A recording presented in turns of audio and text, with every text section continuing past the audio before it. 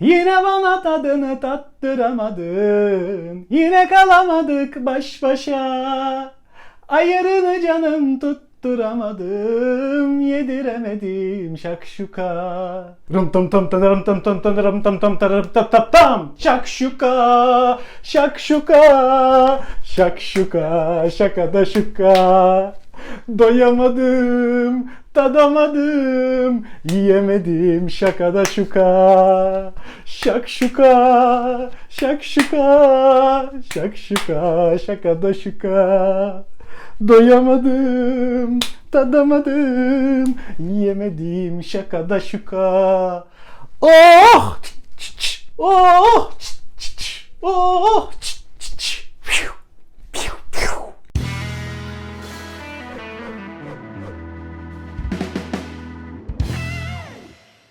Arkadaşlar merhaba, kanalıma hoş geldiniz. Bugün sizlerle beraber girişten de anlayacağınız gibi zeytinyağlı şakşuka yapacağız. Çok lezzetli bir tarif, çok güzel bir tarif.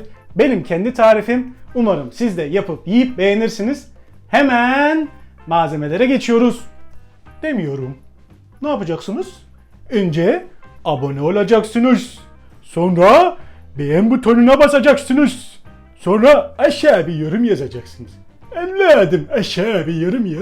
Ha bir de orada bir zil var. Zilde bir tıklayın. Yeni video geldiği zaman ilk sizin haberiniz olsun. Tıklamazsanız da çok bir problem değil. Zaten her çarşamba saat 18'de yeni videomuz yayınlanıyor. Ama arada sürpriz de yapabilirim. Bence sen gene de çanı tıkla. O zaman kanalımıza abone olduysak, beğen butonuna bastıysa, aşağıda bir ya tamam yeter artık ya tamam anladık yazdıysak malzemelere geçebiliriz. Malzemelerimiz burada. Patlıcanımız var, soğanımız var, domates püremiz var, suyumuz var, zeytinyağımız var, sarımsağımız var, karabiberimiz var, tuzumuz var, şekerimiz var ve salçamız var arkadaşlar. Gördüğünüz gibi malzemelerimiz bu kadar. Ekstradan bir şey eklersem aşağı açıklamalar kısmına da not olaraktan düşerim. Siz de aşağı açıklamalar kısmına mutlaka videoyu izledikten sonra tekrar bakın. Bu tarifte en önemli püf noktası yemeğe başlamadan önce, yani malzemelerimizi hazırlamadan önce görmüş olduğunuz gibi bakın burada patlıcanlarımız var. Patlıcanları alacalı olarak soyuyoruz. Alacalıdan kastımız nedir? Pijamalı olarak soyuyoruz. Küp küp doğruyoruz ve tuzlu bir suyun içinde bekletiyoruz. Bakın bu çok önemli bir nokta. Yemeğin püf noktası bu. Çünkü neden? Bunu yaptığımız zaman ortalama bir 15 dakika bekletmeniz yeterli olacaktır. Bunu yaptığınız zaman patlıcanın içindeki acı su dışarıya atılıyor. Yani daha lezzetli bir patlıcan elde etmiş oluyorsunuz. Biliyorsunuz daha önceden kanalımızda patlıcanlı yemek tarifleri çektik. Patlıcanlı mezeler çektik. Bunların hepsinde dikkat ederseniz o acı suyu dışarıya doğru attık. Yani hiçbir zaman içinde kalmadı. Bunda da benzer bir işlem yapıyoruz aslında. Burada da tuzlu suyla beraber patlıcanlarımızı bekletiyoruz. Yani rengi çok anlaşılmaz buradan ama aslında burada bir sarı bir su var. Yağımız kızdı. Soğanlarımı ekleyerekten pişirmeye başlıyorum. Soğanlarımı döktüm. Soğanlarımın rengi değişene kadar kavurmaya devam ediyorum. Soğanlarımı yemeklik doğradım. İnce ince doğradım. Çok kalın olmadı. Gördüğünüz gibi küp küp ince ince doğradım. Neden? Çünkü bu yemekte patlıcan ön plana çıkacak. Patlıcan ön planda olacak. O yüzden böyle doğramayı daha uygun gördüm. Değişik şakşuka tarifleri yapanlar var. Genellikle kızartırlar. Biber kızartırlar. Ne bileyim patlıcanı kızartırlar. Sonra salçalı sosun içine atabilirler. Tam tersi, yani üzerine salçalı sos döküp yoğurt döken var. Yoğurdun üstüne salçalı sos döken var. Farklı tarifler bulabilirsiniz. Ben burada ne yaptım? Hem yağ fiyatları malum. Yağ fiyatları çok yüksek. Kızartma yaptığımız zaman maliyetler artıyor. Ayrıyetten de sağlığımız açısından da daha zararlı. Ben de ne yaptım böylelikle? Zeytinyağlı versiyona çevirdim bunu. Zeytinyağı kullanıyorum. Az bir yağ kullanıyorum. Lezzet olarak gene çok lezzetli oluyor. Daha hafif oluyor, daha az kalori oluyor, daha sağlıklı oluyor ve daha hesaplı oluyor. Bence siz de bunu bir gözden geçirin derim. Soğanlarımı kavurmaya devam ediyorum. Soğanlarımın rengi pembeleşene kadar, yani biliyorsunuz bunu daha önceden de konuştuk, pembeleşme olmuyor artık. Soğanlarımın rengi değişene kadar kavurmaya devam ediyorum.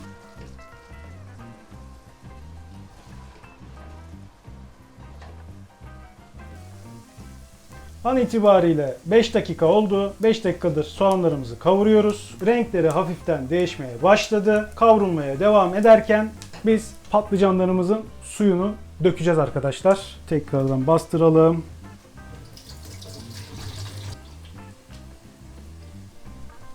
Patlıcanlarımızın suyunu döktük. Bir iki kere daha soğanlarımı çeviriyorum. Şimdi patlıcanlarımı ekleyeceğim. Patlıcanlarımı ekliyorum. Patlıcanlarımı ekledim ve karıştırıyorum. Ocağımın ateşini ortaya getiriyorum. Patlıcanların hafif yumuşaması, rengini değiştirmesi yeterli. Kavurma işlemini patlıcanlar renklerini değiştirene kadar, hafif yumuşayana kadar devam ettiriyoruz. Yani bir 5 dakika kavurmak yeterli olacaktır. Patlıcanlarımızın renkleri değişti, yumuşadılar. Şimdi kaldığımız yerden devam ediyoruz. Önce sarımsaklarımı ekliyorum. Sarımsaklarımı ekledim. Şöyle bir iki kavuruyorum. Sarımsağın hemen kokusu geldi zaten. Domates püremi döktüm. Suyumu döktüm. Ocağımın altını kısıyorum. Şöyle bir karıştırayım. Salçamı ekledim. Salçamı açıyorum. Şimdi hemen şekerimi ekliyorum. Şekerimi döktüm. Karıştırıyorum. Tuzumu ekliyorum. Tuzumu döktüm ve karabiberimi ekliyorum. Karabiberimi döktüm. İyice karıştırıyorum.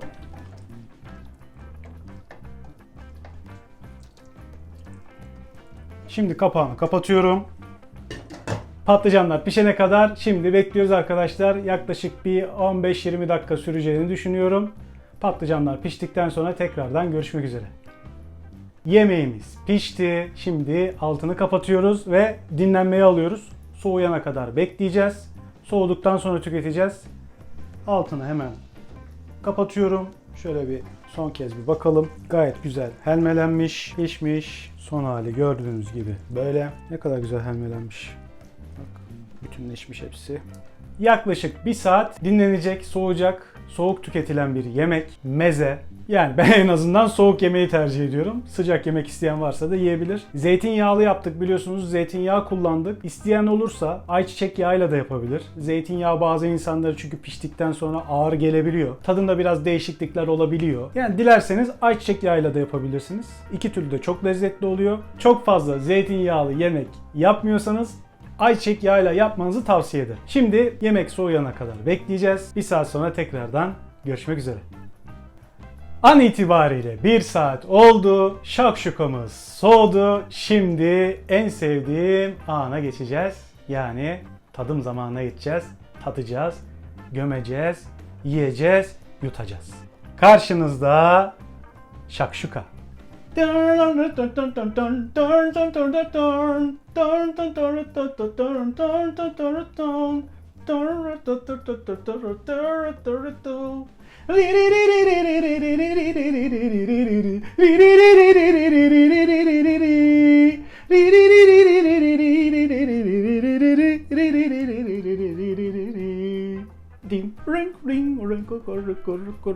Geldik emeklerimizin karşılığını almaya. Dilerseniz bunun üzerine yoğurt döküp de yiyebilirsiniz, tüketebilirsiniz. Tercih sizin. Bunu bu şekilde de tüketebilirsiniz.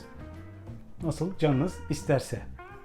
Ben şimdi böyle yandan giriyorum. Şöyle göstereyim.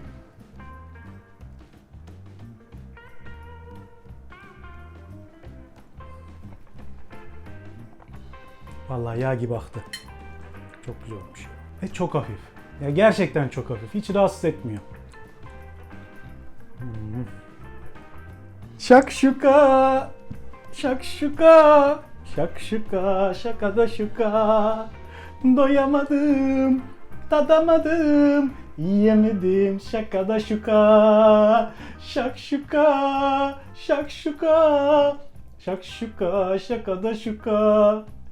Doyamadım, tadamadım, yiyemedim şakada şuka. Şakşuka, şakşuka, şakşuka, şakada şuka. Doyamadım, tadamadım, yiyemedim şakada şuka. Oh! Oh! Oh! Yemeğimiz çok güzel oldu. Şakşuka çok lezzetli oldu. Dediğim gibi ayçiçek yağıyla da yapabilirsiniz. Zeytinyağıyla da yapabilirsiniz. Yoğurt döküp de tüketebilirsiniz. Tercih tamamen size kalmış. Kızartma olmadığı için çok hafif, çok lezzetli ve çok sağlıklı oldu. Mutlaka siz de bu tarifi evde yapıp denemelisiniz. Evet, bir videomuzun daha sonuna geldik. Beğendiysek beğen butonuna basmayı, bu tarz videoların devamı için kanalımıza abone olmayı unutmuyoruz. Yorumlarınız için şimdiden çok teşekkür ederim. Kendinize iyi bakın. Hoşça kalın.